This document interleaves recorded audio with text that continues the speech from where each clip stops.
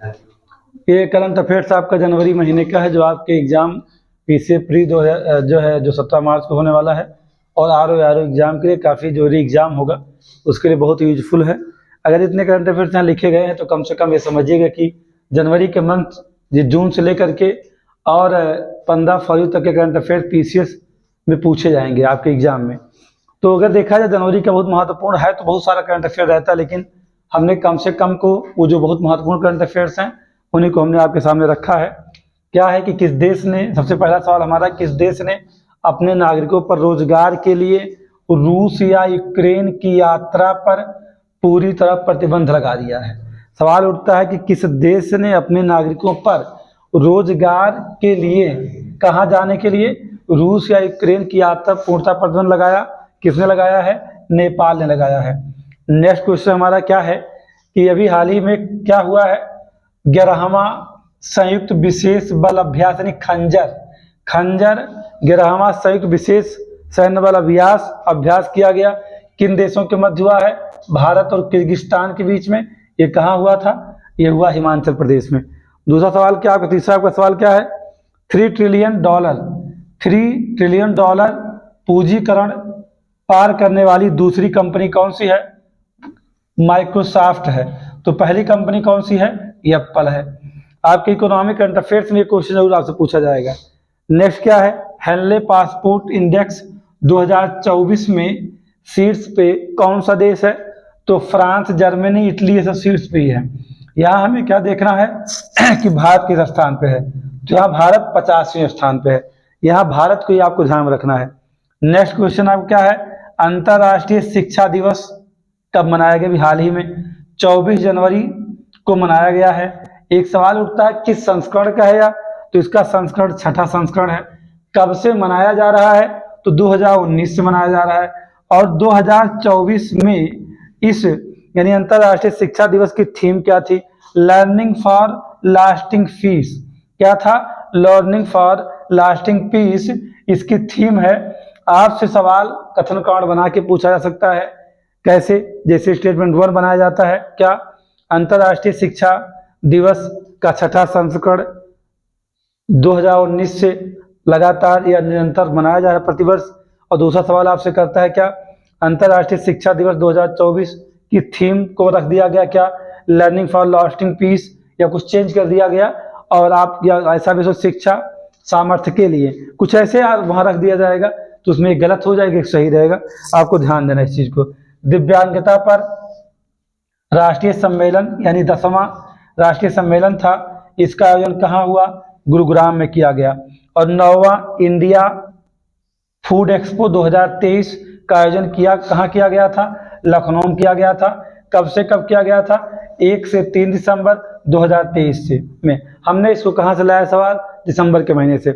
बहुत ही महत्वपूर्ण आपके एग्जाम के लिए है। नैम यानी कि गुटनिरपेक्ष जो सम्मेलन होते हैं, नैम का 2024 सम्मेलन कहाँ हुआ? ये 19वां था। कंपाला युगांडा में आयोजित किया गया था। नेक्स्ट है military strength ranking 2024। Global fire power द्वारा एक रैंकिंग जारी की गई। कौन सी रैंकिंग?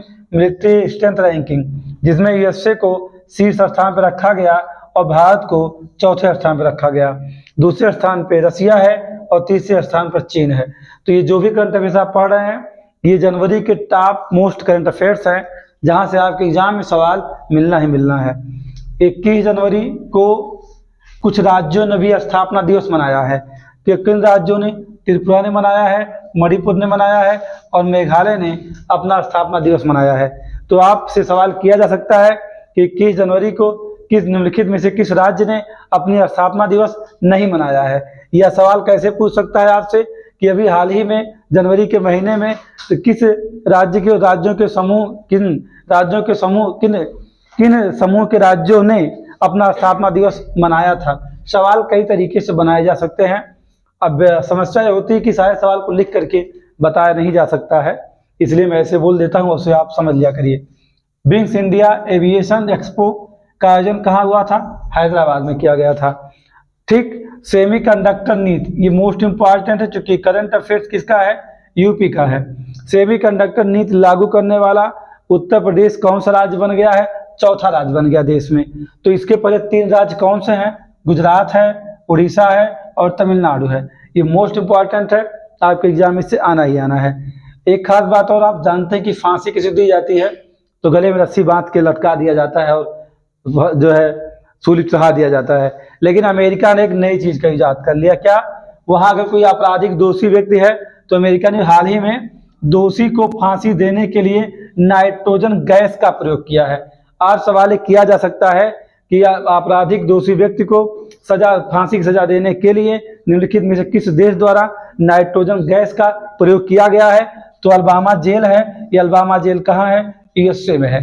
ये सवाल आपसे हो सकता है। दूसरा सवाल, अभी हाल ही में जो है नाइट्रोजन गैस से फांसी की सजा देने वाला देश कौन है? अमेरिका है। दूसरा सवाल, किसको सजा दी गई है? तो ये भी जाने, केनेथ यूजिन स्मिथ नामक व्यक्ति है जिसे नाइट्रोजन गैस से फांसी की सजा दी गई। नेक्स्ट क्या है? चंद्रमा पर सॉफ्ट लैंडिंग वाला 5वां देश कौन सा है? तो जापान है। इसका स्लिम मिशन था, उसके तहत 5वें स्थान पहुंचा। अब हमें देखना है कि इसके पहले वो 4 देश कौन से हैं। तो पहला यूएसए है, दूसरे स्थान पर रसिया है, तीसरा चाइना, चौथा भारत है। यानी चंद्रमा पर सॉफ्ट लैंडिंग करने वाला 5वां देश जापान है, अपने स्लिम मिशन के तहत, है ना। चक्रवात 2024 की अगर बात किया जाए तो इसका दूसरा संस्करण था। इसका आयोजन कहाँ हुआ था? अंशास मिस्र में हुआ। और इसके भागीदार देश कौन कौन थे? भारत था और मिस्र था। हमारा लास्ट करंट अफेयर्स आज का क्या है? सूर्योदय योजना। इसको भी एक माना जाए जनवरी चुकी है, इसकी शुरुआत जनवरी में ही किया गया है, इसलिए करंट अफेयर्स आपको ये मिलेगा एग्जाम में 100% श्योर है। सूर्योदय योजना 22 जनवरी 2024 को शुरू की गई है। इसमें उद्देश्य क्या है? 1 करोड़ से अधिक भारतीय घरों की छत पर क्या सोलर पैनल लगाने का टारगेट है। यानी 1 करोड़ को याद रखना है और इस डेट को हमें याद रखना है। इसमें जितने भी करंट अफेयर्स आपको दिए गए हैं सभी बहुत ही महत्वपूर्ण है। कुछ एक 1-2 दिसंबर के हैं, बाकी सब के सब जनवरी के हैं।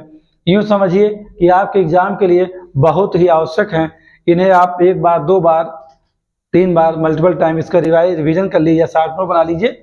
अगर आपको अच्छा लग रहा हो कि हाँ आपके द्वारा मेरे द्वारा जो भी करंट अफेयर्स आपको उपलब्ध करवाया जाता है या दिया जाता है आपको अच्छा लगता है, तो आप इसे लोगों तक जरूर पहुंचाइए। ये आपसे मैं निवेदन करता हूँ।